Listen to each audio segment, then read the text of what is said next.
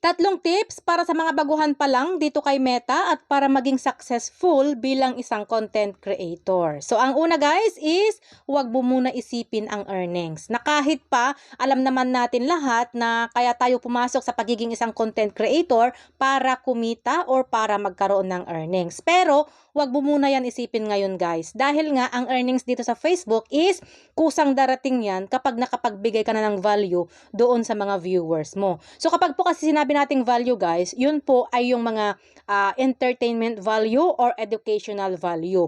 Yung nakakapagbigay saya ka na doon sa mga viewers mo or yung may mga natutunan na sila doon sa mga videos mo. So ang pangalawa naman is basahin ang nilalaman ng community standard ni Meta para maiwasan natin ang pagkakaroon ng restriction or violation. At aralin mo muna yung tungkol sa Facebook monetization tools. Kung ano-ano ba yung mga requirements para ma-monetize sa star, subscription at sa content monetization tools.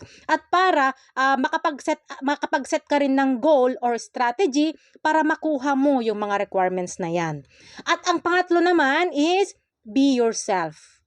Kung ano yung passion mo or kung ano yung kaalaman mo at kung saan ka magaling or kung ano ang gusto ng puso mo na kaya ng utak mo, yun ang gawan mo ng video. Dahil sigurado nga marami ang makaka-relate sa'yo at yun na din yung way para dumami yung views mo at para magkaroon ka ng mga organic followers.